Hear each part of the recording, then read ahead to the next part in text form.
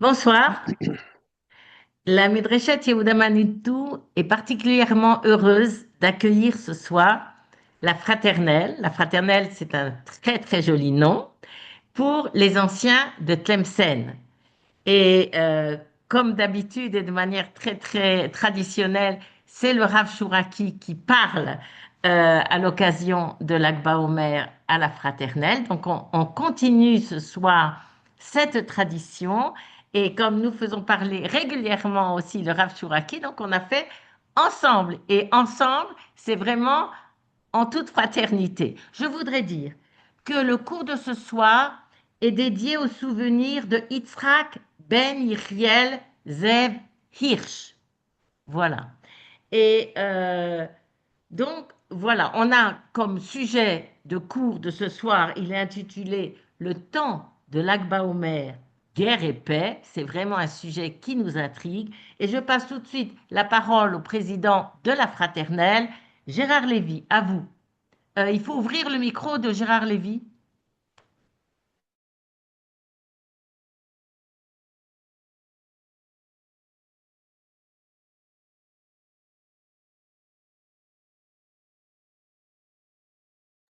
Monsieur Lévy, vous pouvez ouvrir votre micro? Je ne le vois pas. Béla, tu le vois? Si quelqu'un le voit, qu'il me dise comment il s'appelle. Je peux lui ouvrir son micro, mais là, je... Monsieur Lévy, c'est ça? Il n'y a pas de caméra, donc on va tenter. Non, je ne sais pas. Béla, on commence? Je ne vois pas Il Monsieur est Lévy. là, il est là. Monsieur Lévy, son micro Ah, est fermé. alors, ah oui, je vois Monsieur Lévy. Et je vais vous ouvrir le micro. Vous pouvez l'ouvrir aussi tout seul, hein, mais apparemment. Voilà. Demandez la réactivation. Allez-y. Le micro est fermé.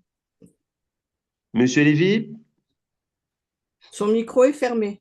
mais je sais, mais j'arrive pas à l'ouvrir. Il veut pas le débloquer. Et là, c'est bon. Oui, Et Allez-y, c'est on là, bon. vous c'est bon. entend. C'est bon. Voilà. Voilà. Merci. Donc, voilà. C'est la première fois que je parle mon excusez-moi. Donc, voilà, je suis Charles Lévy, je suis responsable de la fraternelle en Israël. Et d'abord, premièrement, je voudrais remercier la ministre de Yehuda Manitou de participer à via l'application Zoom. C'est vraiment, ça m'a soulagé parce que normalement, je vais toutes les années à la Société africaine. Et grâce à Béla, je prends au passage, je la remercie de nous avoir invités à participer. Et voilà. Donc, moi, voilà, le but de la fraternelle en Israël, c'est d'habituer, de travailler avec une norme, et en particulier ceux de Tlemcen. Et je profite de l'occasion également Monsieur Lévy, on ne vous entend pas. On ne vous entend pas. On n'entend rien de ce que vous dites. Ça passe pas, je comprends pas. Soit vous n'avez pas Fermez de votre clé. caméra. Vous n'avez pas un bon réseau. Allez-y maintenant. non, c'est bon. Non, ça fonctionne pas. Ben écoutez, peut-être on commence le Béla, tu cours veux et dire si un ça mot peut-être à la marcherait. place de Monsieur Lévy? D'accord. Je vais remercier d'abord la Midreshet Yehuda qui a bien voulu s'associer à nous pour cette soirée. Je remercie le Rav Yitzhak Chouraki qui a tout de suite accepté et c'est vraiment devenu une tradition. L'Akba Omer et la réunion des Tlemcéniens, c'est toujours avec le Rav Yitzhak Chouraki et c'est un grand honneur de vous avoir. Je veux remercier aussi Ariel Carciente qui, après l'intervention du Rav, va aussi nous chanter un piyut. Et je vous remercie à tous d'être là. Nous continuons la tradition de Tlemcen. Nous nous réunissons à la période de l'Akba Omer pour justement rappeler, commémorer l'étude du Rav et puis en même temps les miracles qu'il a fait. Et ça nous permet de nous retrouver à nouveau. Alors merci à tous et je passe la parole au Rav. Alors, bonsoir et je salue, mis à part tous ceux qui sont fidèles au Chiour et au Limoud toutes les semaines, dans Midreshet Yehuda, tous nos amis de la fraternelle et des amis de Tlemcen. Et effectivement, nous organisons tous les ans à l'Agba Omer et au Rosh Chodesh Kislev, deux moments de l'année, la Hiloula de Rabbi Shimon et du Rav Ankawa, le Rosh Chodesh qui se lève, et c'est l'occasion de se retrouver dans l'oratoire même de Tlemcen à Yerushalayim, au Centre mondial du judaïsme africain, et je salue ceux qui ont veillé depuis des années à maintenir cette tradition, à savoir la famille Charbit, André Charbit et Joe Charbit, monsieur Roger Amiach, tout cela, Zichronam Livracha, et l'Avdil Ben Ametim ou Ben Ahayim, monsieur Gérard Lévy, qui continue à garder, à poursuivre cette tradition, et j'espère que Bezrat Hashem, dans des temps meilleurs, nous pourrons retrouver en présentiel cette réunion des amis de Tlemcen pour étudier la Torah, soit du Rav Ankawa, ceux de Rabbi Shimron, qui les deux se rejoignent. Ce soir, ce sera pour Rabbi Shimron, et dans d'autres moments, nous la rattachons au Rabbi Ephraim Ankawa, le Rav de Tlemcen. Alors, pour Rabbi Shimron, le sujet dans une période où nous nous trouvons, c'est la guerre, je dirais la guerre et la paix. On ne sait pas si on est dans la paix, on est dans le cessez-le-feu, peut-être une guerre qui va reprendre, on n'a pas fini, on est en plein milieu de cette guerre-là. Mais c'est l'occasion de réfléchir à propos de l'Agba Omer à deux aspects qui sont présents de manière très très centrale, à la fois pour l'Agba Omer et pour Rabbi Shimron. Pour l'Agba Omer, on dirait c'est très simple, puisque selon la tradition, on a deux événements de l'Agba Omer. Le premier, c'est la fin de la mort des Talmidim de Rabbi Akiva, qui, selon la tradition des Géonim, notamment de Rav Shrira Gaon, ne sont pas morts simplement de Haskara, de diphtérie, d'une épidémie qui les a touchés, mais c'est une épidémie qui est arrivée et qui les a touchés en allant se battre au combat, Shmad, et on nous apprend de là que ce sont les Talmidim de Rabbi Akiva qui étaient dans la révolte de Bar Korba, qui était dans la révolte contre les Romains. Donc c'est quelque chose de totalement, combattant qui s'est déroulé, la perte, l'aspect militaire de la révolte de Bar Korba. Les Talmidim de Rabbi ont arrêté de mourir à ce moment-là, mais la révolte de Bar Korba n'a pas réussi non plus. Ou en tout cas, le dernier moment dans lequel on a un sursaut d'indépendance pour le peuple juif, qui est au centre de cet instant de l'Agba Omer. Et en particulier, lorsque dans les dernières années de l'époque moderne, on a des différents éléments nationaux qui se sont déroulés, comme Yom HaAtzmaut, comme bientôt Yom Yerushalayim, on verra par là le retour justement de cette indépendance nationale perdue qui se retrouve dans la période où nous affrontons justement la défaite nationale, causée, d'après le message de nos mères, par les Talmidim de Rabbi Akiva, Shelo Nahagu Kavod Zebazé. On ne peut pas partir en guerre si on n'est pas Bekavod Zebazé, si on n'est pas dans l'union entre ceux qui se battent. Et cette maladie touche justement les voies respiratoires, puisque c'est par la parole du Kavod que justement on a perdu et que les Chachamim viennent nous enseigner voilà sur quoi la maladie de manque de Kavod qui a touché les Talmidim de Rabbi Akiva. Alors c'est un aspect, on pourra en parler longuement, et je ne vais pas revenir sur des choses qui sont assez connues. Et deuxième aspect de l'Agba Omer, c'est Rabbi Shimon qui sort de la Me'ara, la révélation du livre du Zohar. Mais quand Rabbi Shimon sort de la Me'ara, c'est pas non plus quelque chose d'aussi tranquille que ça. Parce que quand Rabbi Shimon sort de la Me'ara, on connaît tous l'histoire du Talmud dans lequel il arrive et il brûle le monde dans lequel il se trouve. Il y a Rabbi Shimon et Rabbi Eliezer, son fils, qui sont là, qui brûlent de leur regard le monde, qui est, devient futile à leurs yeux après avoir vu la révélation de la Kabbalah. Et ensuite, il retourne dans la grotte. Je ne vous ai pas enseigné tout ça pour que vous détruisiez mon monde, dit la voix de la Shekhinah. Il retourne dans la grotte et l'année d'après, il ressort. Rabbi Eliezer continue à brûler et Rabbi Shimon, lui, au contraire, éteint les incendies que provoque Rabbi Eliezer. Il y a quelque chose de violent.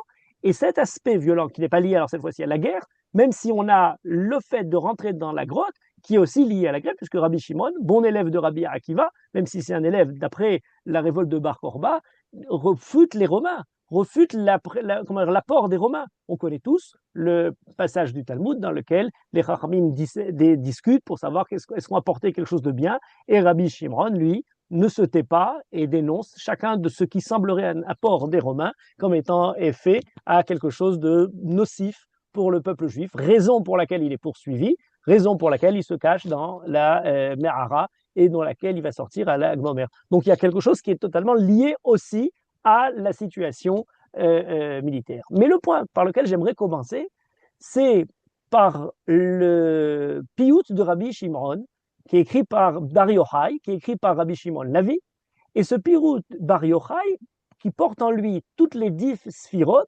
a aussi une évocation de cet aspect militaire, de la guerre, et de façon assez particulière. Je reprends le contexte. Rabbi Shimon Lavi est un chacham d'Espagne qui a grandi à Fès au Maroc et qui, au milieu du XVIe siècle, 1550 à peu près dans ces années-là, part du Maroc pour monter en Eretz Israël. En passant par la Libye, il s'arrête à Tripoli et il voit que la communauté a beaucoup besoin d'un maître et d'un guide spirituel et il s'installe en Libye et il reste finalement en Libye. Ce chacham-là a écrit une œuvre majeure qui s'appelle Ketem Paz, qui est un commentaire du livre du Zohar. C'était un grand Mekoubal et on le connaît surtout pour le piout Bar Yochai, qui est chanté, bien sûr à l'Ag BaOmer, mais pour certains parfois même tout au long de l'année, ou en tout cas tous les Shabbatot de la période de Pessah jusqu'à Shavuot. La particularité de ce piout Bar Yochai, c'est qu'elle contient les 10 sphirot avec une évocation qui les lie à Rabbi Shimon. Chaque couplet est une des 10 sphirot de la Kabbalah. Or, quand dans le piout on arrive à la Mida de la Gevura, qui est liée à Rabbi Shimon, on a cette phrase, la phrase suivante, Ne'ezarta bigvura uvmilchemet eshdat hasha'ara ve'cherev otzeta mita'ara shalavta neged tzorerecha.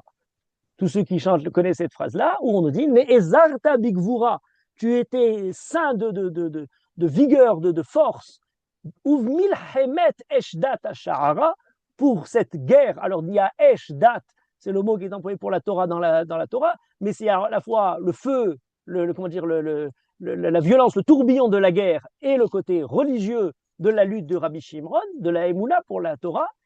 Herev otseta mitahara, tu as sorti, tu as dégainé ton épée, shalafta neged sorerecha, que tu as brandi ton épée contre tes ennemis. Et la compréhension première parle à la fois de la guerre dans son aspect physique, mais surtout, puisqu'il s'agit des midot de la Gevura, de la guerre dans son aspect spirituel.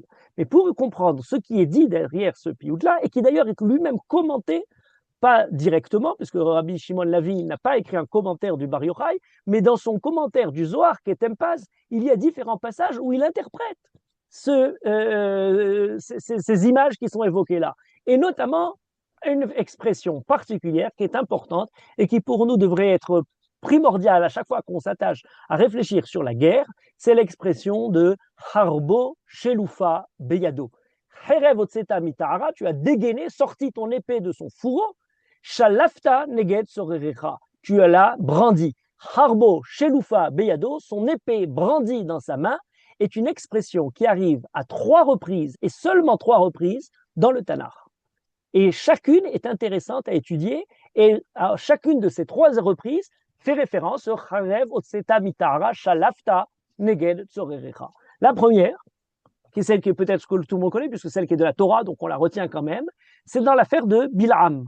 Lorsque Bil'am vient pour maudire le Ham Israël, Akadosh Baruch Hu l'arrête, envoie un ange qui arrête Bil'am, et il y a l'ânesse qui voit l'ange, et Bil'am ne voit pas l'ange. Il croit voir, connaître la volonté d'Akadosh Baruch Hu, mais il ne voit pas ce que son ânesse voit. Et il est écrit la chose suivante dans le pasuk. Va tere ha'aton et malach Hashem. Elle voit, l'ânesse a vu l'ange d'Akadosh Baruch Hu, nitzav baderech vecharbo shelufa beyado, qui se tient sur le chemin devant elle, vecharbo et son épée brandie dans sa main contre Bil'am, contre l'ânesse. Voilà le premier passage qui est évoqué dans lequel on a cette expression que Rabbi Shimon Lavi utilise pour parler de Rabbi Shimon Bar Yochai. Harbo, Sheloufa, Beyado, dans l'ange qui arrête Bilam. Deuxième passage où on retrouve cette expression-là, c'est dans le livre de Yehoshua. Alors c'est un peu au début, c'est dans le siège de Yéricho. Et dans le siège de Yéricho, ils font la guerre, ils sont là, et pendant la nuit, on nous décrit la chose suivante. Vahi bihiot Yeshua biricho, lorsque Yeshua se trouvait à Yéricho, vaïssa enav, vayar veine ish omed lenegdo, il voit quelqu'un qui se trouve devant lui, il s'agit aussi, encore une fois, d'un ange, veharbo shelufa beyado, et il a son épée brandie dans sa main. Il vient contre Yehoshua. Surprenant. On a les Cananéens, les gens de Yéricho, on a le peuple juif, Yehoshua, ils sont là pour rentrer en Israël, mais il y a un envoyé d'Akadosh Baruch Hu avec son épée qui est brandie devant Yehoshua. Troisième passage, alors ça c'est plus loin, il est moins connu parce que c'est dans le Divrei Hayamim, mais il devrait être plus connu parce qu'il a sa place dans un des passages les plus connus de tout le monde, c'est la Haggadah de Pessah. Il est écrit la chose suivante. Vaïssa David et Einav. David lève les yeux. Vayar et Malach Hashem Omed ben Haaretz ou ben Hashamaim. Il voit un ange qui se trouve entre terre et ciel. Vecharbo shelufa beyado netouya al Yerushalayim. Charbo shelufa beyado netouya al Yerushalayim. Cet ange entre ciel et terre et se tient devant Yerushalayim, l'épée brandie dans sa main, tournée vers Yerushalayim. Voilà le troisième passage, je les ai expliqués chacun séparément pour comprendre le sens que ça nous donne vis-à-vis de la guerre. Et c'est intéressant parce que ces trois sont liés à quelque chose de violent, ces trois sont liés à quelque chose dans lequel il y a un ange qui menace, envoyé par Akadosh Baruch Hu, mais pour différentes raisons. C'est une sorte d'épée qui est là, cette épée, cette violence, et j'allais dire, et on va en reparler, Herev Amita Pechet, elle a différents aspects. Et donc, pour le premier, c'est celui de Bil'am, c'est le plus simple, c'est le plus clair. Bil'am essaye de maudire le peuple juif. Voilà le peuple juif qui veut rentrer en Israël. Les Balak, Melech Moab se rend compte qu'il ne pourra rien, que le peuple juif a raison de tous ses ennemis pour continuer et rentrer dans le pays. Il essaye une autre méthode qui n'est plus la méthode franche, directe de la guerre, mais la méthode, j'allais dire, de la diffamation, de la mauvaise parole, essayer de maudire, essayer par les différentes manières, des murs de calomnie qui se sont transformés en murs de pierre, mais là qui se sont transformés en manière par la parole de ce Kosem intrigant international que s'appelait Bil'am, essayer de pouvoir arrêter le peuple juif. Et Akadosh Baruch Hu transforme à travers cet ange-là, la Kelala en bracha, et il lui dit, tu voudrais aller maudire, la volonté d'Akadosh Baruch Hu chez Tevarer, que tu bénisses, et ce que tu maudiras se transformer en beracha.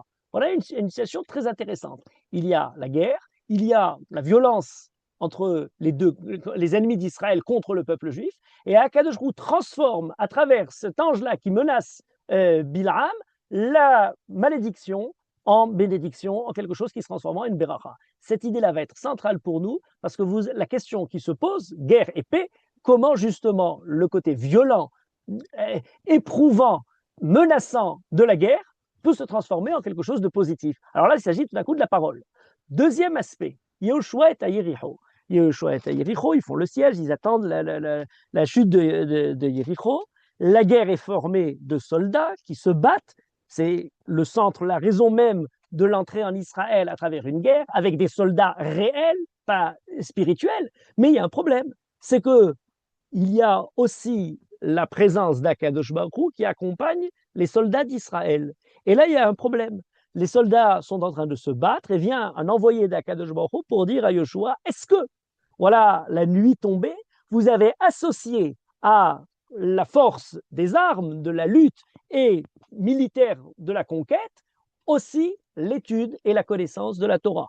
L'esprit juif qui est défendu par ce balach-là, c'est comment associer dans la lutte militaire la guerre avec les armes et les soldats de Yehoshua pour lutter, mais aussi la présence, à quel jour ils vont sonner du chauffard et tout va, les murailles vont tomber, la présence spirituelle d'Akadosh Baruch Hu. L'épée brandie, tournée contre Yehoshua, et justement le rappel qu'il faut, au moment de la guerre, alors c'est plus transformer la médisance des ennemis d'Israël en bénédiction pour le peuple juif, c'est transformer le côté simplement violent, la force, en étant ce qui est koach devient Ruach, l'esprit qui va justement utiliser cette force. Et s'il n'y a pas adhésion de ces deux aspects, à la fois par ceux qui luttent et à la fois par ceux qui étudient la Torah dans une compatibilité des uns vis-à-vis des autres, le Ruach et le Koach ne sont plus adaptés. Deuxième aspect de l'épée, c'est justement comment transformer ce qui est la force en esprit, l'esprit en force, aspect central de la guerre du peuple juif. Troisième aspect, on est rentré en Israël. Donc Bilam, c'était avant d'arriver en Israël. Yoshua, c'est au moment où on commence à rentrer en Israël. Troisième aspect, David Améler. Alors David Améler, il est déjà à Yerushalayim, il est roi. On est dans une des périodes les plus, parmi l'apothéose de l'histoire juive. Avec Shlomo, ça sera l'âge d'or où on a le temple qui est construit, tout va très bien. Mais David Améler fait justement une erreur. Il dénombre le peuple juif. Et Akadosh Baruch Hu dit, il ne fallait pas dénombrer le peuple juif, il va être puni. Il choisit entre la famine, l'épée, la violence de la guerre, ou alors l'épidémie. David choisit l'épidémie, pas des moindres, elle fait 70 000 morts. C'est quelque chose de terrible. Mais au moment où on nous décrit l'ange qui amène cette épidémie pour punir le peuple juif, on nous dit quelque chose d'important. Il y a cet ange-là avec son épée tournée vers Yerushalayim. Et là, c'est quelque chose de fondamental. On n'est plus, a priori, dans une situation de guerre. David ne demande pas la guerre, au contraire. Alors pourquoi est-ce qu'il y a cette épée qui est là? Pourquoi est-ce qu'il y a l'ange qui menace? C'est qu'on a une réflexion sur comment transformer l'ennemi d'Israël et les malédictions et tout le côté hostile, les hostilités de tous nos détracteurs en quelque chose de positif. Ça, c'était Bilham. On a, deuxième aspect, on va rentrer en Israël, comment transformer et associer la force et l'esprit du peuple juif. Deuxième aspect. Mais on a quelque chose d'autre qui nous guette de manière peut-être encore plus grave. Lorsqu'on a fini ces deux aspects de guerre, lorsqu'on semble être arrivé dans un moment de paix, lorsqu'on semble de pouvoir être dans l'insouciance, même je dirais à compter le bien-être qu'on a, puisque maintenant on peut compter le nombre dénombré, faire recensement du Ham Israël, est-ce que cette insouciance est une beracha ou est-ce qu'on a perdu en compte l'exigence de ce qu'Akadosh Baruch Hu demande et attend du peuple juif? Peut-être le plus grand risque, lorsque les ennemis arrivent, on a la nécessité physique, concrète, nationale de se défendre, on part en guerre. Mais lorsque les ennemis semblent avoir disparu, on a l'impression que tout va mieux. Eh bien, c'est à ce moment-là, ce qu'on appellerait la conceptia. On a l'impression qu'on peut se reposer, on peut souffler un petit peu, et on oublie qu'on est encore testé, mis par Akadosh Baruch Hu, devant le devoir de décider, de trancher dans le bien. Je rappelle la Haggadah de Pessah qui est très importante. Dans la Haggadah de Pessah, on explique la sortie d'Égypte. Et dans la sortie d'Égypte, on dit « Ubizroa netuya ze acherev ». Il est écrit au moment de la sortie d'Égypte, dans le passage de Devarim, on nous décrit « Ubizroa netuya ». Le bras est lancé, tourné. Et on dit « ze acherev », c'est une épée. « Kemoshe ne'emar » Vecharbo, Shelufa, Beyado, Netuya, Yerushalayim. On amène ce pasouk-là de David Améler, de Divrei Hayamim. Mais qu'est-ce que fait ce pasouk dans la Haggadah? La Haggadah est là pour parler de la sortie d'Égypte. Pourquoi? Pour évoquer Zeroa Netuya, le bras est lancé d'Akadosh Baruch Hu, a priori contre l'Égypte. On nous parle de l'ange qui se trouve à Yerushalayim, d'autant plus qu'on avait un pasouk très bien qui aurait suffi pour nous justifier Zeroa Netuya. Dans la description même, dans le livre de Shemot, où on nous parle de la sortie d'Égypte, il est écrit par Akadosh Baruch Hu, lorsque Moshe justifie pourquoi est-ce qu'ils veulent aller faire la Avodat Hashem 3 jours dans le désert, Pen yifga'enu bad-dever o becharev. Si on ne va pas faire la Avodat Hashem, Akadosh Baruch Hu nous touchera nous, bad-dever o becharev. Donc voilà, le mot Herev est évoqué. Il aurait suffi de dire dans la Haggadah, ou bizroa netuya ze acherev, kemoshe ne'emar, pen yifga'enu bad-dever o becharev. Et on restait simplement dans une relation, dans une évocation de la sortie d'Égypte. Pourquoi est-ce que celui qui a écrit la Haggadah, les Chachamim, qui ont écrit ce midrash-là, la Mechilta aussi, on a le Sifré, pardon, nous donne le pasouk de Divrei Hayamim? Réponse, qui est fondamentale. Au moment où on sort d'Égypte, le Midat Hadin est tourné contre l'Égypte, contre les Égyptiens, contre Pharaon. Mais le fait d'arriver à Yerushalayim nous demande encore quelque chose, c'est de continuer à garder le sentiment, la certitude qu'on est encore avec quelque chose qui exige de nous une conduite parfaite. Et cette question-là, ce sentiment de la menace de l'ange, la précaution, même lorsqu'on a l'impression que tout va bien, que tout est pour le mieux à Yerushalayim, eh bien, c'est justement là où il faut faire attention à ne pas se relâcher. Vous voyez que le côté violent de cette épée nous touche à 3 moments. Avant d'entrer en Israël, Bilham, au moment de l'entrée en Israël, c'est l'époque Yoshua, et troisièmement, David Améler, au moment où on ne fait plus la guerre. On est maintenant dans un temps de paix, mais on a besoin encore de cette exigence. Et d'ailleurs, dans le livre du Zohar, on est avec Rabbi Shimon, donc on est dans le commentaire du Piyut Bar Yochai qui est inspiré par le Zohar, on nous dit Malach vecharbo shelufa beyado, c'est l'image même de Midat Adin. La question fondamentale, c'est comment transformer Midat Adin en Midat Arahamim. Comment passer de cette violence, de cette menace, de ce qui nous atteint, que ce soit les ennemis, que ce soit intérieur à la société juive, à quelque chose qui nous donne Midat Adin. Il y a un très beau machal qui est rapporté dans le Talmud et qui est utilisé aussi dans le Zohar dans ce même esprit. Ya'arof kamatar likhi tizal katal imrati. Moshe Rabbeinu, dans la Shirat HaHazinu, donne pour image pour la Torah la métaphore de la pluie qui tombe. Ya'arof kamatar likhi, il se déchaîne dans la pluie par sa parole nous tombe comme la pluie, tizal katal, et elle ruisselle délicatement comme la rosée, la parole d'Akadosh Baruch Hu, Imrati, Likri, etc. C'est très intéressant, pourquoi est-ce qu'il y a ces deux images-là, la pluie d'un côté et la rosée d'autre part, les deux métaphores pour parler de la Torah. Réponse de la Gemara, explication de la Gemara, Im Talmid Chacham Hagun Katal. Si c'est un Talmid Chacham Hagun qui est à la Torah comme il se doit, convenable, eh bien c'est comme la rosée. Mais si par contre il y a lieu d'être réprimandé, orfehu comme matar.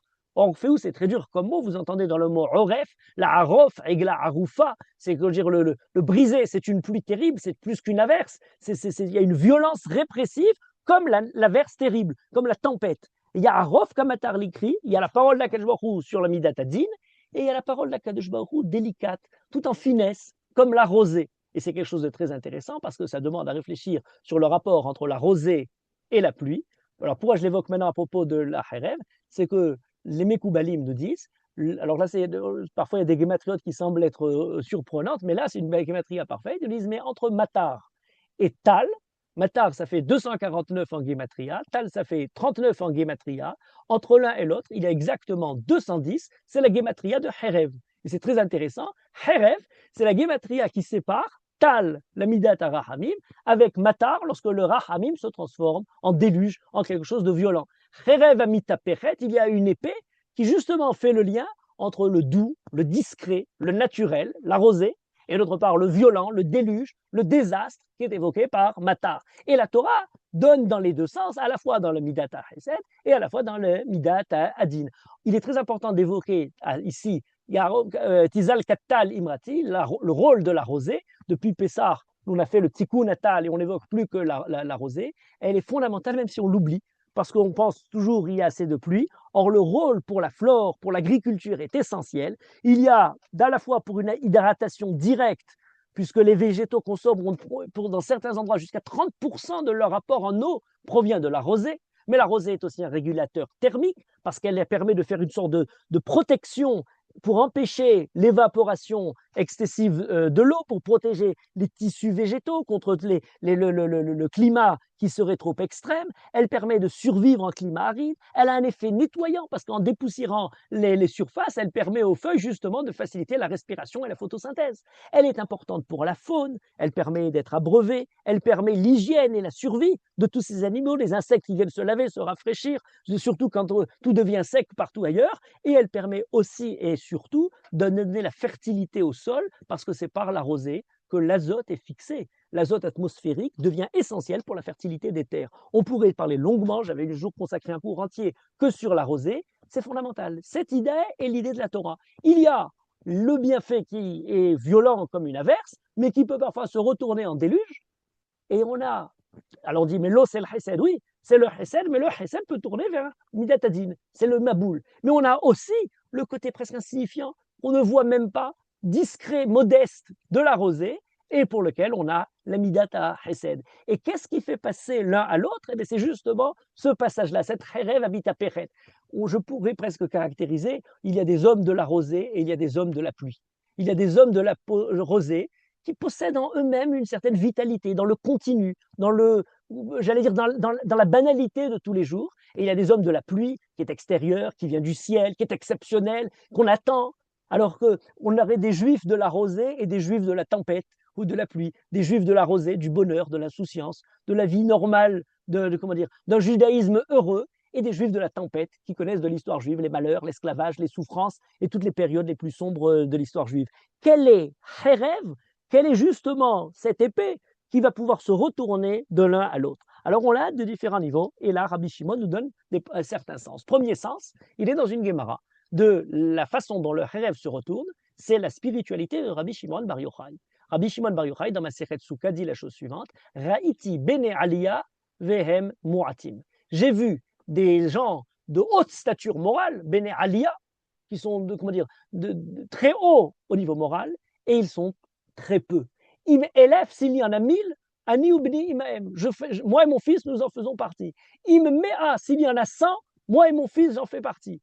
Im shnaim, s'il n'en reste que 2, je serai celui-là. Alors, bien entendu, ceux qui se rappellent un petit peu des châtiments et de Victor Hugo, c'est dans un autre domaine, mais contre Napoléon, c'est le rebelle politique et qui n'a rien de moral. S'il n'en est plus que 1000, eh bien j'en suis. Si même ils ne sont plus que 100, je brave encore Sylla, le dictateur romain. S'il en demeure 10, je serai le 10e, et s'il n'en reste qu'un, je serai celui-là.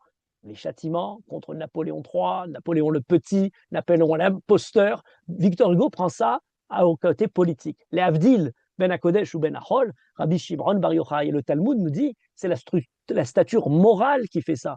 C'est la stature morale de Rabbi Shimon et de son fils, Im Shnaim, Ani Ubni Maem, s'il n'en reste que 2, et là c'est très intéressant. Pour Victor Hugo, c'est une personne, j'en serai celui-là. Pour Rabbi Shimon, il en faut 2. Pourquoi il en faut 2? Parce que Rabbi Shimon et Rabbi Eliezer sont 2 aspects profonds de sa Torah. Premier, celui de Rabbi Eliezer, qui continue à avoir la force, la violence, le Midat Hadin, qui brûle le monde.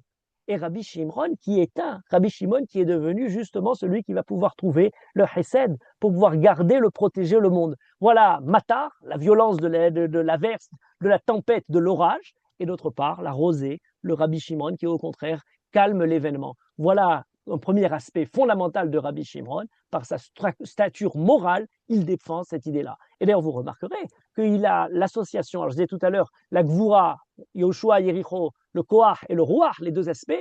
Rabbi Shimon lui-même est appelé Shimron.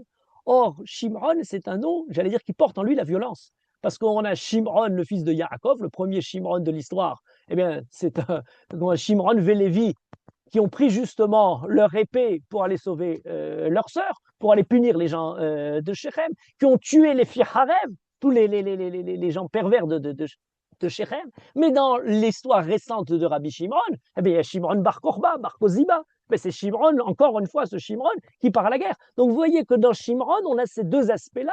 Rabbi Shimon Bar Yochai, Rabbi Yaakov lui-même est appelé avec l'image de l'épée, Asher la Karti Miyad HaEmori, Beharbi Uvkashti. Et Beharbi Uvkashti, ça a les 2 sens en même temps. Au sens premier, eh bien, c'est la guerre. C'est Yaakov qui a réussi par sa force, avec Harbo Shelufa la Milchama, son épée brandie à la guerre. Et en même temps, le Harbo, nous dit le Talmud, Becharbi ou Bekashti, c'est la Chokhma, la Torah et la Tefila. Dans le Talmud, on associe à la force physique, concrète, militaire, le côté spirituel. On a trop peur de toutes les dérives qui peuvent être d'une force qui ne serait pas associée immédiatement à quelque chose de physique, à quelque chose de spirituel. Ce n'est pas que simplement quelque chose de physique, il faut rappeler le côté spirituel. Et d'ailleurs, si on revient plus en arrière de cette violence, de cette guerre, la première Hérev qu'on rencontre dans la Torah, c'est le Lahat HaHerev Amitapechet Lishmor Derech Etz Achayim. Les kéroubim qui sont mis devant l'entrée du Gan Eden, lorsque Adam Arishon est chassé du Gan Eden, portent en eux Lahat HaHerev Amitapechet. Et c'est très intéressant parce que sur ce Lahat HaHerev Amitapechet, le Zohar de Rabbi Shimon et Ketem Paz, Rabbi Shimon Lavi, le détail en expliquant justement, c'est le Herev Amitapechet, c'est ces 2 aspects, l'aspect justement de la violence et l'aspect du Hesed qui revient en même temps. Il y a les armes, le côté politique, militaire, et il y a le côté spirituel et de la Kabbalah. Le passage de l'un à l'autre. On vient de vivre avec Rabbi Shimon une défaite militaire, une destruction terrible, une catastrophe nationale, désespoir militaire après la défaite de Bar Korba. Rabbi Shimon Bar Yochai dévoile un autre aspect. un autre monde, un autre horizon, plus profond, plus intérieur, la présence d'Akadosh Baruch Hu, discrète et secrète, Torah Tassod, et qui justement permet au Ham Israël de continuer à garder de manière profonde le lien avec le côté national et Eretz Israël, tout en étant cette fois-ci, éloigné de la réalité politique et militaire de la chose. Vous remarquerez d'ailleurs qu'on a encore dans un autre aspect, là je donne les 3 aspects qui sont évoqués à propos de Charvo, Sheloufa, Beyado, mais on en a d'autres qui ne sont pas exactement la même expression.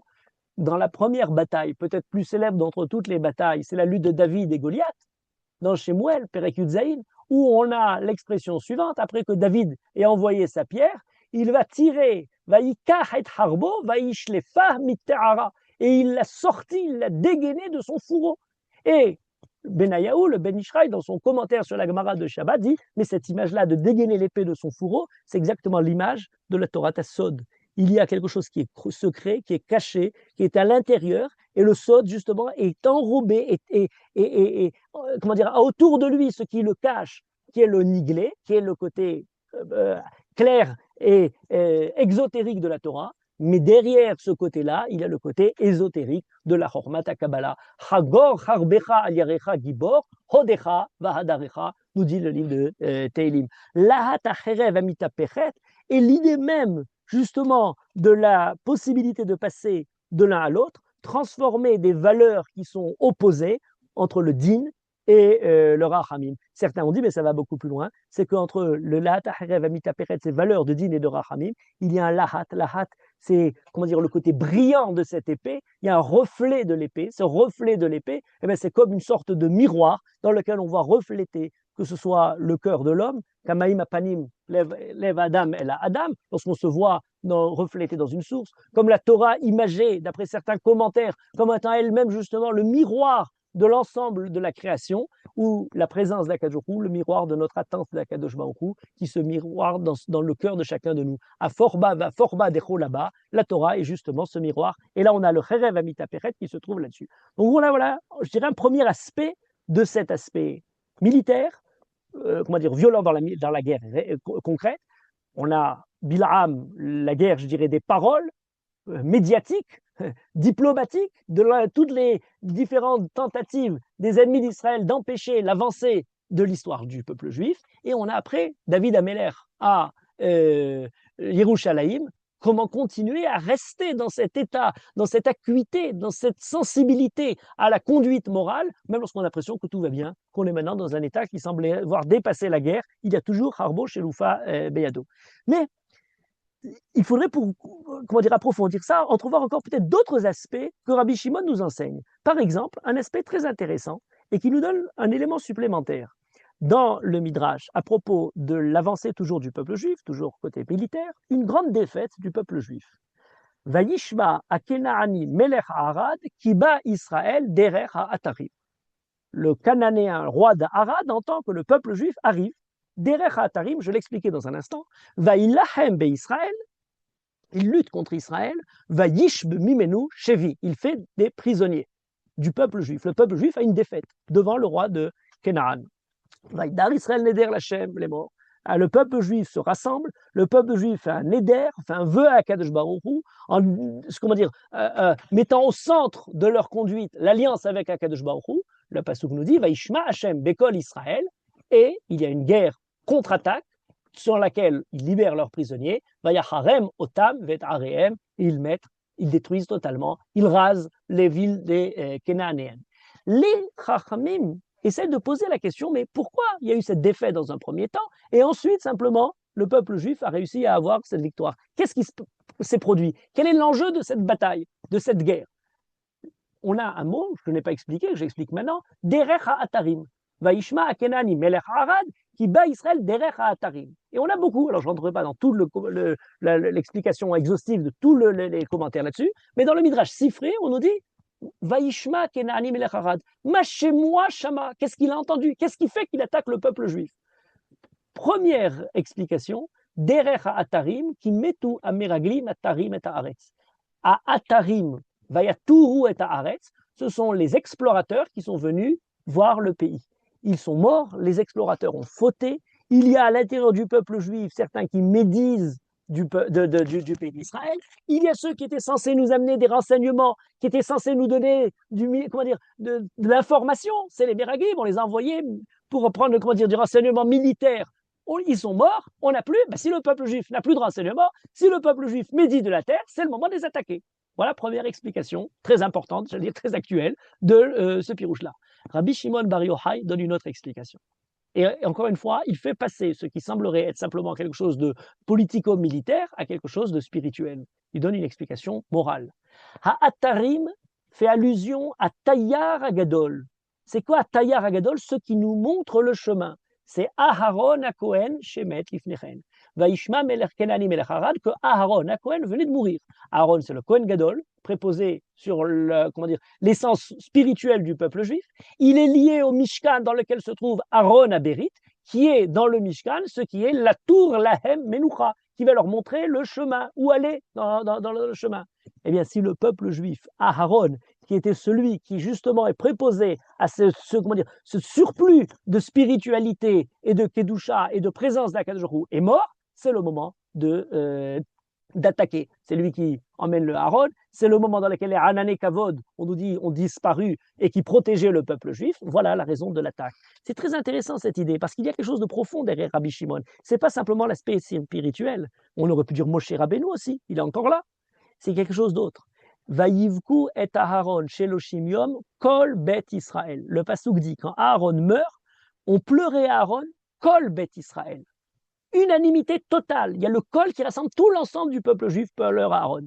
Quand Moshe, le plus grand d'entre les hommes, meurt, Vayivku bene Israël et Moshe. C'est très intéressant comme nuance. Lorsque Moshe meurt, il est écrit Vayivku bene Israël. Les béné Israël ont pleuré Moshe. Quand Aaron meurt, on nous dit tout l'ensemble du peuple, Kol, sans exception, ont pleuré Aaron. Pour une raison très simple. Aaron représente justement le facteur d'union dans le peuple juif. Celui qui est Oev Shalom, Verodev Shalom. Celui qui, même dans les moments les plus terribles, où le peuple juif va avec le Hegel, Aaron même les comprend. Il va trop loin même dans cette manière d'accepter le peuple juif. C'est parce que le peuple juif, Aaron est parti, qu'il est faible. Et c'est lorsque le peuple juif se rassemble, Vaïdar Israël Neder Lachem, Vaïlachem Israël, le peuple juif se rassemble, alors à ce moment-là, Akadosh Baruch Hu Vaishma Hashem Bekol Israël. C'est pas Moshe, Yehoshua, Pinchas, c'est l'ensemble de la voix, Kol Israël, la voix du peuple juif qui s'est élevée pour prier à Akadosh Baruch Hu. Aaron représente le symbole même du shalom et de l'unité dans le peuple juif. La mort de Aaron, c'est la perte de cette unité. Shalom ve'achdout, Vaïdar Yaakov Neder, Vaïdar Israël Neder, c'est l'unité qui nous permet justement d'arriver au but et de donner un sens à toute cette guerre. Et je rappellerai une histoire très connue de Rabbi Shimon Bar Yochai. Alors Rabbi Shimon Bar Yochai, dans le Midrash Shirashim Rabbah, il y a une histoire très très classique d'un couple qui, après 10 ans de mariage, n'arrive pas à avoir d'enfants. Ils viennent voir Rabbi Shimon et ils disent on est obligé on ne peut plus vivre ensemble, on n'a pas d'enfants. Et Rabbi Shimon leur dit il faut se séparer. Alors ils disent on a décidé de se séparer. Rabbi Shimon leur dit mais attendez, avant de se séparer, quand vous étiez pour vous marier, vous avez fait une grande fête, eh bien, de la même manière, avant de vous séparer, faites une fête qui va, signaler cette rupture. Quelque chose de surprenant comme histoire. Ils font la fête, au moment, avant dans la joie du mari, le mari dit à sa femme, puisqu'il s'aimait quand même si jamais il n'avait pas d'enfant, le mari dit à la femme, ce qui était pour toi le plus cher, garde-le et tu peux le prendre pour rentrer quand tu retournes chez tes parents. Le lendemain matin, le mari se réveille sur son lit, dans la maison des parents de sa femme. Il dit, mais qu'est-ce que je fais ici? Elle lui dit, tu m'as dit de prendre ce que j'avais de plus cher. El hafetzli tov barola mimcha.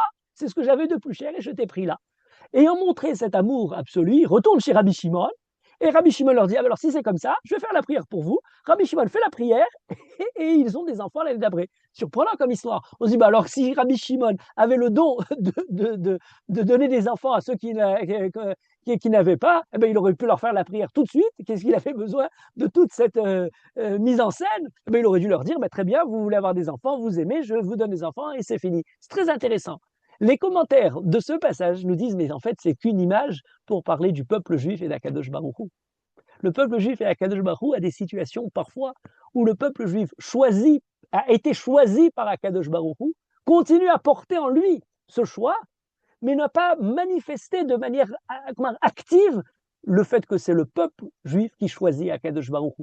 Toutes les années, cette femme-là était mariée avec son mari, elle l'aimait, ils se sont mariés, elle l'avait, mais ils sont arrivés à un moment dans lequel, bien, sentimentalement, elle n'avait peut-être pas terriblement choisi, elle a accepté de continuer à vivre avec lui.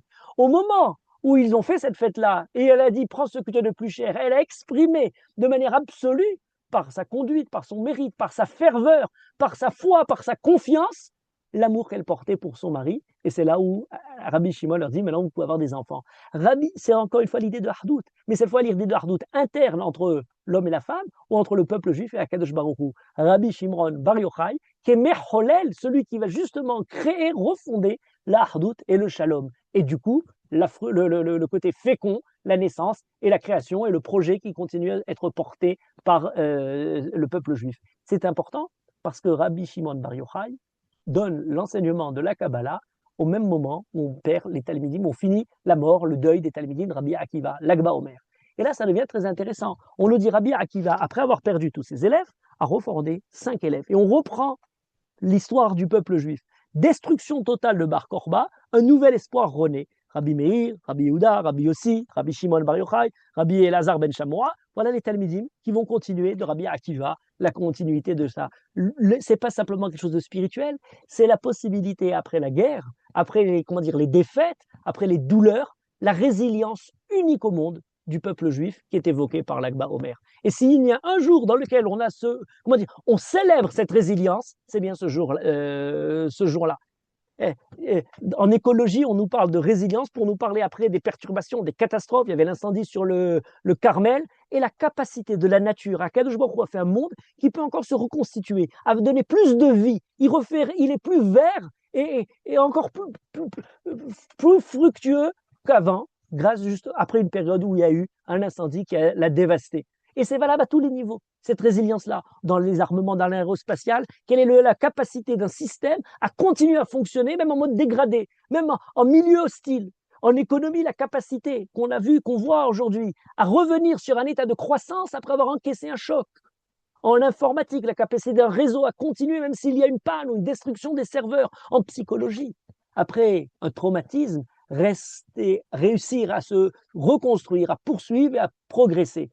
Voilà des points fondamentaux. C'est qu'il y a quelque chose de profond, de secret, j'allais dire de Torah Tassot, de Rabbi Shimon, qui continue à être porté, à se révéler, et qui donne même lorsqu'il semblerait que la catastrophe est extérieure.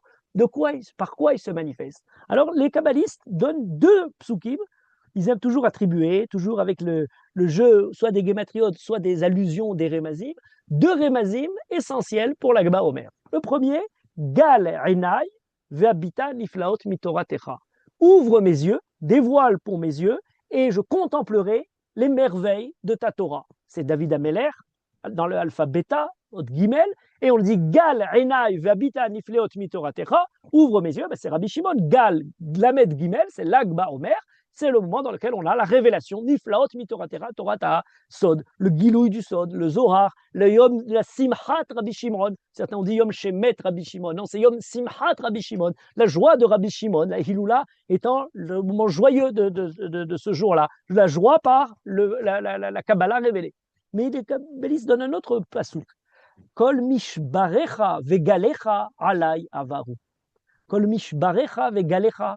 Toutes tes tempêtes, tes crises, tes moments dans lesquels justement la tempête et les vagues, Ala Yavaru, qui ont failli me recouvrir, me noyer.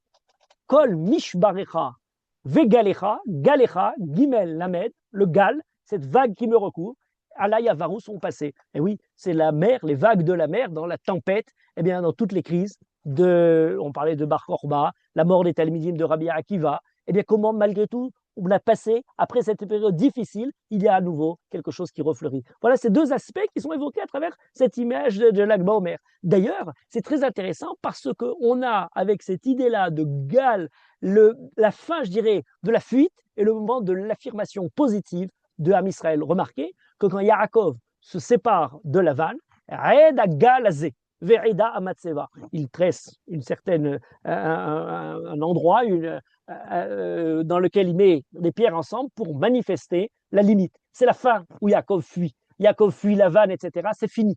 Il se détache totalement de la galoute. Il se détache de toutes les persécutions, de tous ceux qui le courent après, de tous ceux qui le poursuivent pour lui faire du mal. Il se coupe de la Shoah, il se coupe de toutes les pogroms et tous ceux qui ont fait du mal au peuple juif, et maintenant il rentre en Israël. Voilà, ce moment-là se trouve encore à Eid Galazé, Lamed Gimel, on l'associe à l'Agba Omer, à Rabbi Shimon. C'est ce moment particulier. C'est le moment dans lequel où on trouve le sens profond à tout ce qui est en train de se dérouler. Alors, qu'est-ce qu'il y a de particulier? Je vous en donne un parce qu'il est quand même trop beau. Dans les statistiques qu'on apprend régulièrement, alors on avait les statistiques, les indices du bonheur, les indices de tout un tas de choses, etc. Mais il y a un indice absolument, surprenant, qui mérite d'être connu. C'est l'indice qui a été fait sur l'étude de l'épanouissement. Global Flourishing. Flourishing, c'est-à-dire le moment des personnes qui sont absolument épanouies. C'est une étude qui est peut-être une des plus larges qui a été faite au monde parce qu'elle est faite par l'université de Harvard sur 200 000 personnes, sur 6 continents, 22 pays, sur 5 ans. Ce qui montre quelque chose d'assez remarquable. Qu'est-ce qu'elle a de particulier, cette étude sur l'épanouissement, flourishing, et pas simplement le bonheur, etc. C'est qu'elle prend un aspect beaucoup plus large que les indices simplement économiques et même que le bonheur lui-même. Elle prend en compte 6 indices différents, la santé physique et morale et mentale, l'équilibre économique, ça paraît logique, les caractères et valeurs humaines, les relations sociales, et là, écoutez bien, la foi religieuse et la spiritualité, et le dernier, un sens à la vie. Voilà des populations qui ont été testées suivant ces éléments-là. Il dit c'est ces 6 éléments-là qui donnent justement l'épanouissement total. Entre parenthèses, juste dire au passage, dans les 22 pays qui ont été sondés et étudiés, on n'a même pas fait rentrer la France, parce que la France, en ce qui concerne l'épanouissement, c'est pas fameux et c'est un understatement. Alors, on a mis dans ces pays-là, premier point très intéressant, de tous les pays occidentaux, aucun ne se trouve dans les 10 premiers. Dans les 10 premiers, aucun des pays occidentaux, sauf un, je ne sais pas si on l'appelle un pays occidental. Alors, quand on voit ce genre d'indice, on se demande toujours où est la place d'Israël. Numéro 2, le premier d'ailleurs, c'est l'Indonésie. Les États-Unis, ils arrivent au numéro 12, la Suède 13. Aucun pays occidental dans les 10 premiers. L'Occident a de bons indices matériels, économiques, mais le sens à la vie est très faible. La signification, le secret qui se trouve derrière, qui permet justement de lutter, d'aller plus loin, celui qui permet justement, qui accepte de perdre un peu de sa liberté pour trouver de la signification, du sens à la vie. Ça, c'est la définition même de l'homme. Et ça, le peuple juif le garde. Et c'est quelque chose qui est totalement incompris dans la civilisation occidentale moderne. L'essence de la liberté, qu'on a tellement vantée, c'est l'addition des renoncements à la liberté pour quelque chose qui la dépasse. La liberté n'a d'intensité que par l'ensemble des servitudes volontaires pour lesquelles nous décidons de renoncer à la liberté. Toute cause, tout sens, toute signification, c'est une liberté perdue. Tout ce que nous faisons d'essentiel est un renoncement à la liberté dans son abstraction absolue. Voilà ce qui est très important. Et aujourd'hui, depuis presque 200 ans, on a mis, les Lumières nous ont vendu l'illusion d'un bonheur en détruisant par exemple la religion qui donne un sens, qui donne une signification. Or, c'est un des facteurs essentiels dans justement cet indice de l'épanouissement global. L'élément essentiel, c'est la signification de la vie donnée par la religion. L'éducation supérieure, oui, mais la communauté, la famille, les fortes relations humaines, plus le sens à la vie, c'est ce qu'on trouve dans le peuple juif. Ce n'est pas simplement des paroles théoriques, ce n'est pas simplement une idée, pieuse de foi. C'est un indice donné qui est donné. Vous pouvez chercher d'ailleurs Global Flourishing. Il y a tout un site internet qui donne tous les résultats de cette étude-là de l'université de Harvard. Alors je reviens sur l'Agba Omer. L'Agba Omer a quelque chose de particulier au niveau du temps. Ayant compris cet aspect de la guerre, de la paix, du moment dans lequel comment continuer à avoir, après la guerre, reprendre, eh bien, la date est particulière. Je disais tout à l'heure avec des rémazim, Lag, Gal, etc. Mais ça va beaucoup plus loin que ça. D'abord, on remarquera au niveau du temps de l'Agba Omer, le 33 du Homer a quelque chose de particulier. C'est le moment dans lequel on passe vers le 3e tiers de compte du Homer. Alors 3, c'est très important. L'Agba Omer, c'est une redondance de 3. 3, c'est le signe de beaucoup. 1, 2, trait, 3, trait, ça donne 3. Donc c'est, cette intensité de 3, ça donne 3 et 3, 33. Ça peut donner 30, c'est 3 fois 10 et encore 3. On est d'où qu'on le prenne, on est dans quelque chose qui donne justement le côté fixe, absolu, d'une action qui revient sur elle-même. On n'oublie pas que la chazaka, en hébreu, avoir une présomption de quelque chose, c'est 3 fois qui élimine justement le côté du hasard, quelque chose qui serait simplement le fruit du hasard. Le chuta meshulash lobim hera yenatek, et c'est valable à la fois au niveau humain, au niveau de l'espace, au niveau du temps. Je vous donne un exemple. Au niveau humain, lorsqu'on voudrait parler de quelqu'un qui laisse une trace, Adam Arishon a 3 enfants. Caïn, Shet, Hevel. Noach a 3 enfants. Shem, Ham, Veyafet. Les Avot, 3 Avot. On a Yehuda qui va former la Malchut. 3 enfants sont avec Yehuda. D'une manière générale, les générations, le père, le fils et le petit-fils. Lorsqu'on dit Chuta Meshulash Lobim Hera Yenatek, si l'éducation a réussi une deuxième, vers la 3e génération, eh bien on a 3 générations, voilà une unité humaine qui va pouvoir se reproduire.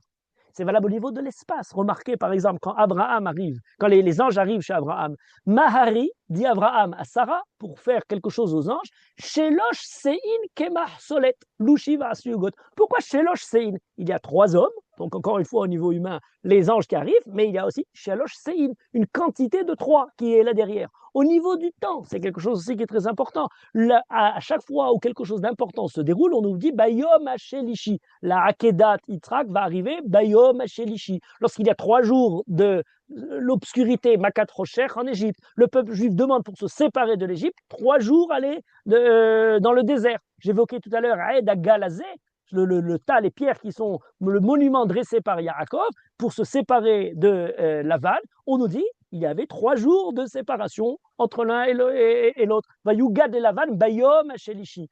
3 dimensions au niveau du temps, au niveau de l'espace, au niveau des personnes, et on pourrait aller plus loin. On pourrait dire dans 3, c'est les différents états de quelques systèmes que ce soit. 3 états de la matière.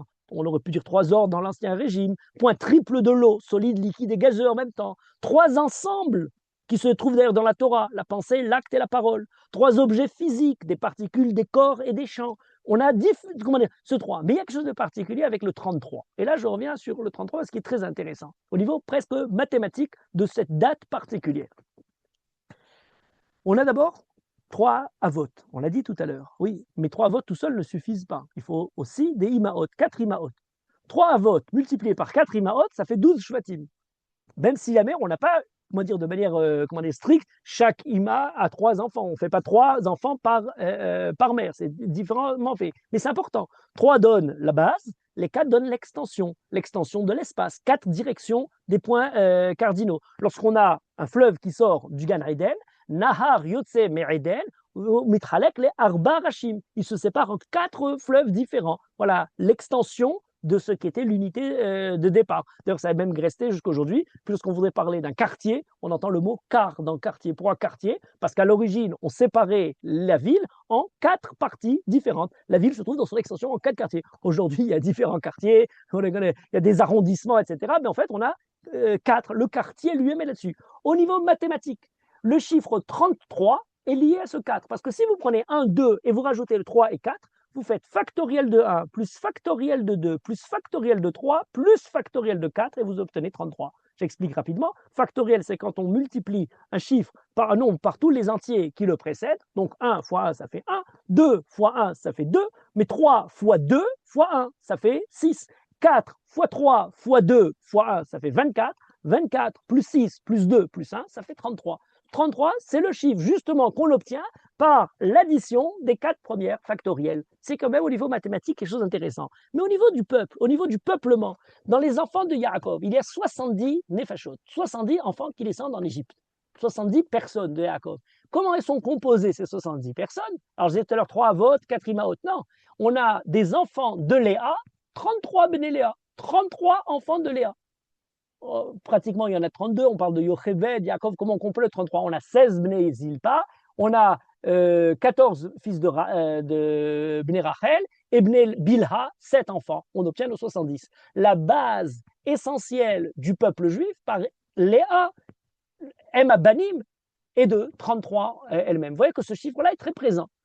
Lorsque Yaakov veut montrer l'âge de sa vie, Paro lui demande combien tu as vécu, etc. Kama yeme shene chayecha, me'at veraim ayu yeme shene chayai.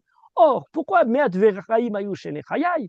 Parce que Yitzhak a vécu 180 ans, Yaakov a vécu 147 ans.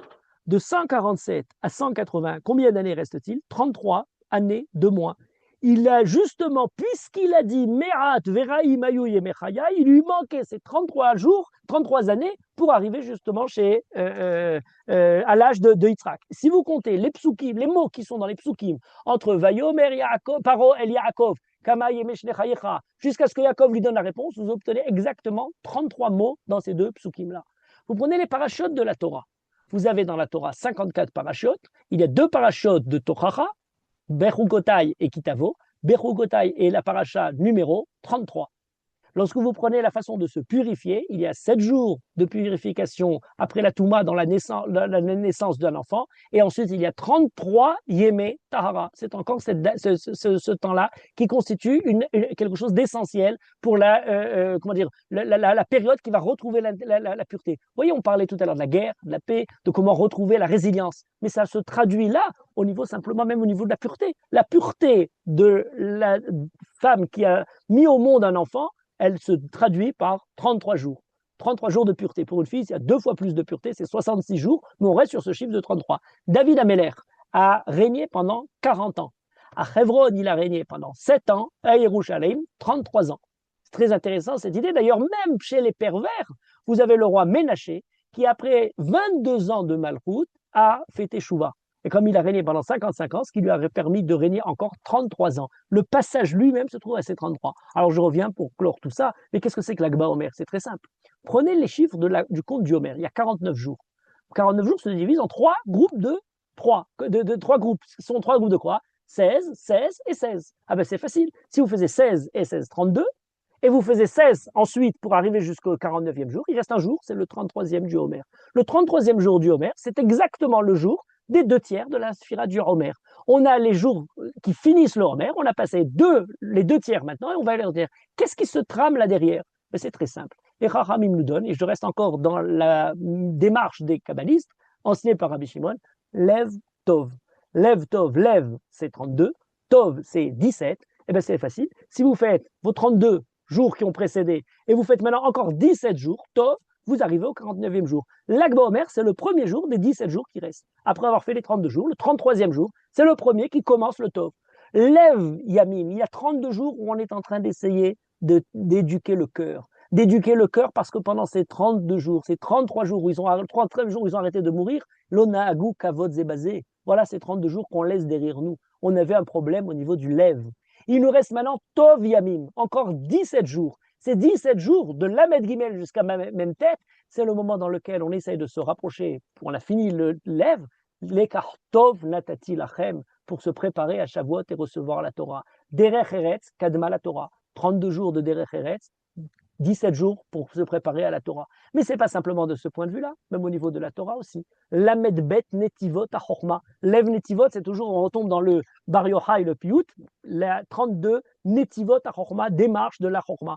On arrive finalement à 50 jours, même tête Sha'ar Rebina, le Sha'ar HaMishim, qui nous obtenu à Shavuot. On arrive dans cette démarche de la Torah avec toujours ce chiffre-là, des 32 qui ont précédé. La question fondamentale, c'est comment construire à nouveau. Comment construire à nouveau sa structure personnelle intérieure, un traumatisme, une résilience psychologique de chacun, mais au niveau national et collectif, quelle est la force intérieure du Ham Israël qui arrive à reconstruire dans une période qui est difficile, qui arrive dans une période incertaine où peut-être la guerre n'est pas finie et va reprendre, à continuer à aller de l'avant, avoir une signification aiguë de quel est le sens de toute la raison pour laquelle nous nous battons, de la sens de l'histoire profonde du peuple juif. Rabbi Shimon relève ce défi-là en dévoilant un surplus de Torah, un sens nouveau, profond de Torah, qu'on n'avait pas compris jusqu'à présent. En ayant le côté concret, réel, on arrive vers quelque chose de spirituel maintenant. Le côté concret, réel, c'était la bataille, on l'a perdu.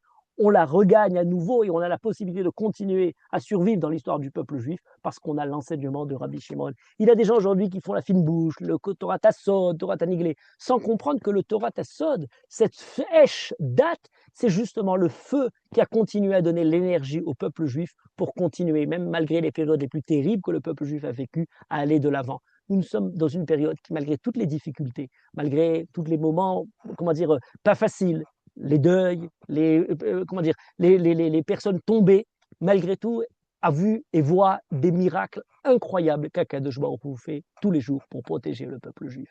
Lorsque les gens voient des choses négatives, on entend toujours les ronchonneurs, les grincheux, pour nous dire ah vous voyez s'il y a du mal c'est qu'on s'est mal conduit, on est puni, Akadosh Baruch Hu comment dire, nous donne ce qu'on mérite. Eh bien pour tous ces grincheux, lorsqu'on voit des miracles d'une telle ampleur, eh bien on peut dire si Akadosh Baruch Hu a vu que son peuple mérite des miracles, c'est qu'il a trouvé des mérites incroyables. C'est qu'il a vu dans ce peuple-là des zrouillottes inimaginables. C'est qu'il a vu les gens qui, comment dire, faisant abnégation de tout confort personnel, sont partis dans la Messirut Nefesh pour aider, pour faire avancer le peuple juif. Il convient pour nous, à l'instar de Aharon, Oev Shalom et Rodef Shalom, de voir l'enseignement de Rabbi Shimon pour essayer de refaire cette union entre le peuple juif et Akadosh Baruch Hu, entre le peuple juif et le peuple juif lui-même. On va sur des jours qui vont, comment dire, acerber au maximum nos dissensions, et miflaga, et od miflaga, et od miflaga,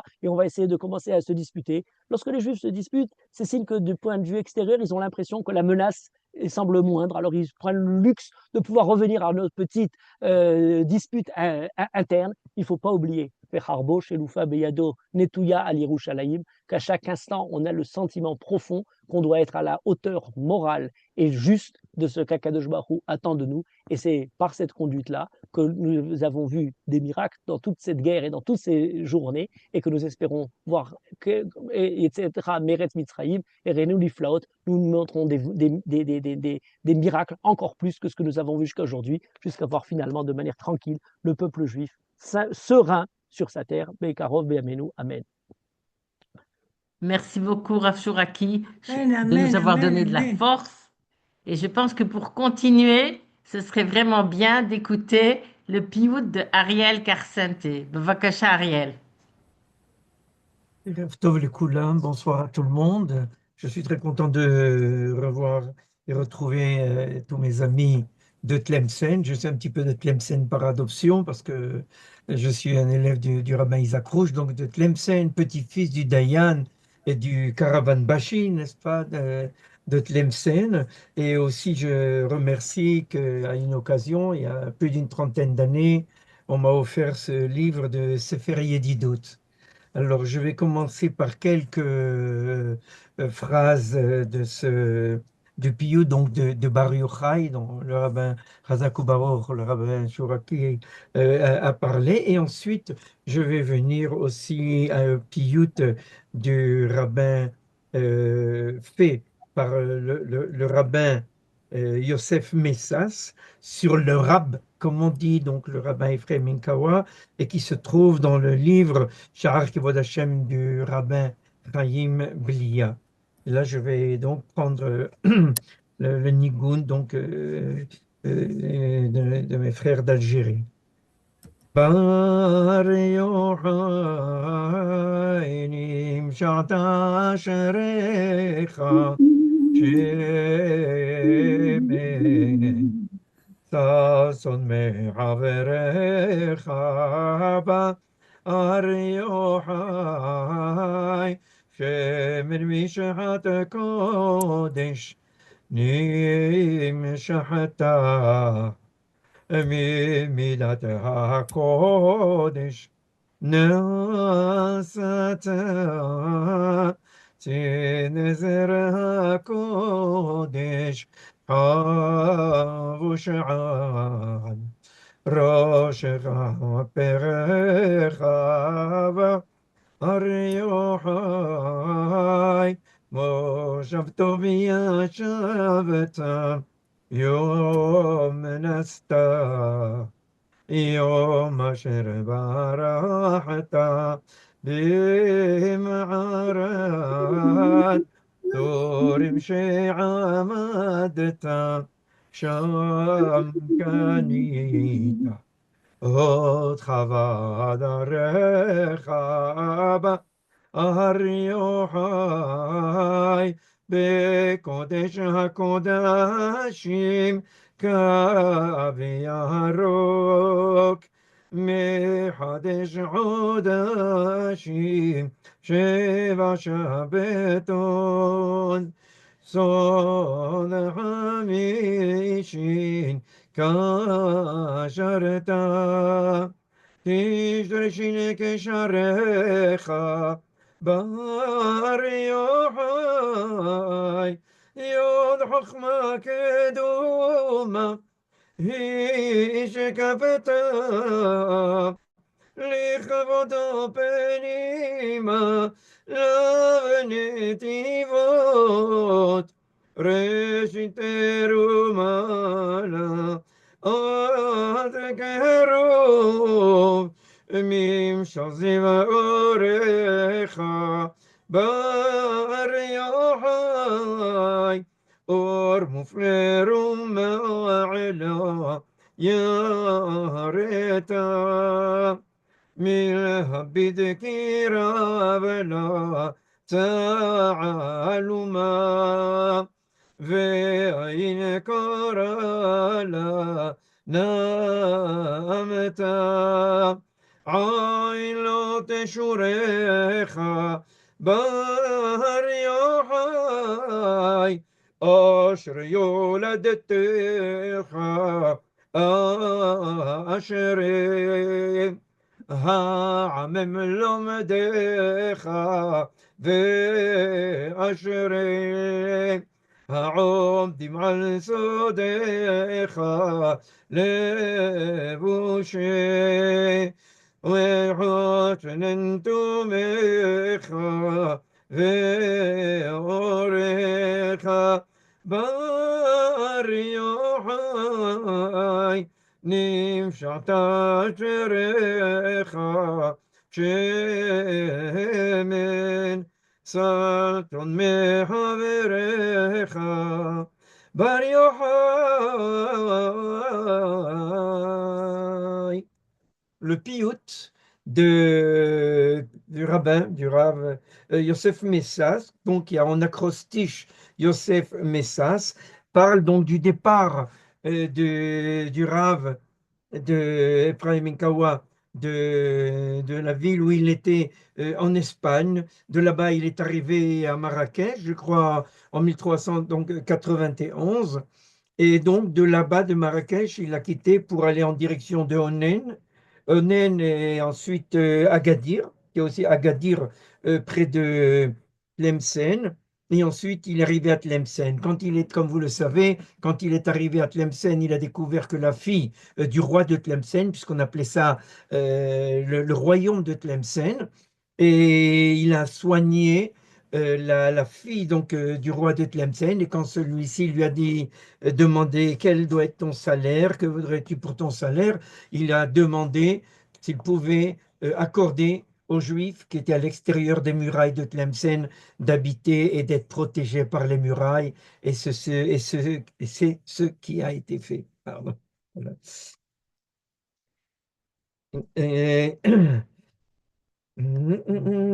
בית עמק משיר במסלתיים לרבוד איש אלוהים רבנו אפרים לרבוד איש אלוהים רבנו אפרים אל נקה ומשפחתו אשרי אם יולדתו וצק חן בזבתו רבנו אפרים נועם כל המידות בו היוצא מודות ונזר העדות רבנו אפרים ים החוכמה עבר כל סלע בו שבר מדע כחול צבר רבנו אפרים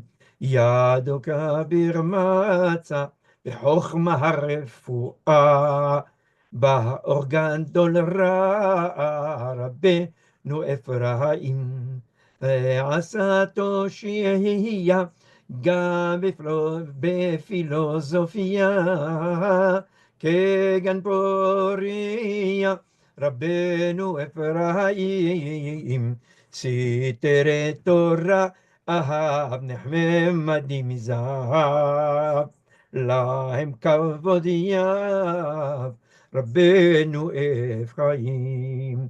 פילים טיפנינים, בשירים מורננים, וגם בפזמונים, רבנו אפרים.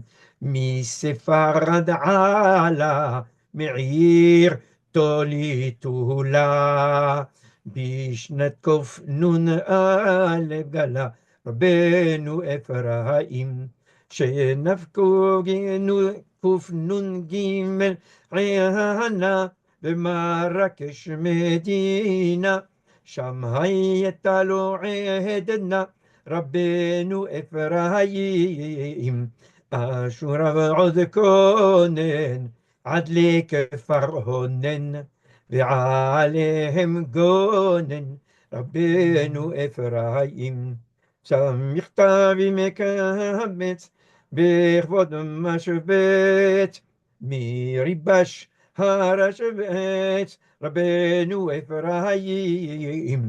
בית למסן עת לכתו, גש אריה לקראתו, ולא יראה אותו, רבנו אפרים. ראש החודש ניסן, נכנס לעיר תלמסן, והרים את ניסן, רבנו אפרים. העדה הוא מצא, בגדיר נפוצה, עשוקה ורצוצה, רבנו אפרים. ריפא בחוכמתו למלך את ביתו, ושאל משכורתו, רבנו אפרים. באמצע העירה, תן ליהודים דירה, זאת נפשו בחרה, רבנו אפרים. חסד מלך גבר, על כעל עם נבר, והקים את דבר, רבנו אפרים. יחד כל קהלו, הם היו בצילו, נברכו בגללו, רבנו אפרים. יום ראשון כסלו, נפל ממנו רב, או שמא שנו ערב, רבנו אפרים. מתורתו רושם, נשאר נקרא בשם, שער כבוד השם, רבנו אפרים. חיים עד העולם, רב גדול ומושלם, הוא גילה אור נעלם, רבנו אפרים. זכות הצדיקים, זכות ושחקים, ופדעם עשוקים, יהודה ואפרים. כל עמך ישראל תקבל והואל, לכונן אריאל אל שוכן שמיים, בתוך עם כמהים שבמסלתיים, לכבוד איש אלוהים, רבנו אפרים. Je suis très מתרגש, c'est la première fois que je le chante, et devant en plus. Vraiment qu'on soit tous en bonne santé, zchuto tagen alenu, et chacun là où il est, de ce qu'il a besoin, zchut hatzadikim.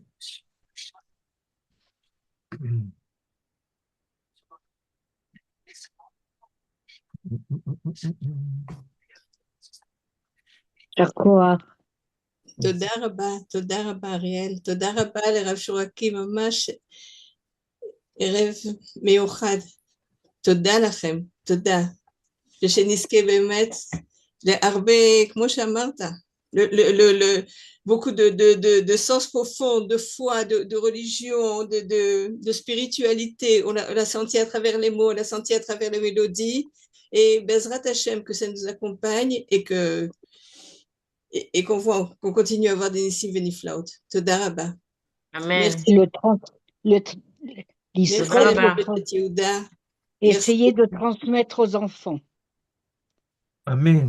כך אני מרגישה שצריך את כל הטרדיציה הזאת לטרנסמטר à nos progénitures. יש דבר כזה הנקרא מהפכת התוף מרים שהתחילה לפני כמה שנים טובות, אחר כך זה הפך להיות מהפכת הדרבוקה, זה ממש חזרה, סליחה כבוד הרב, אבל יש אנשים שאומרים לי אני עוזב את ההלכה. אמרתי מה אתה עוזב את ההלכה?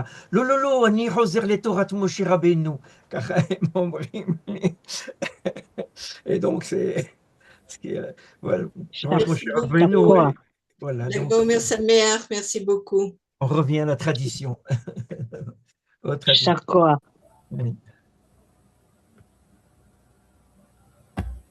Est-ce qu'on peut poser une question?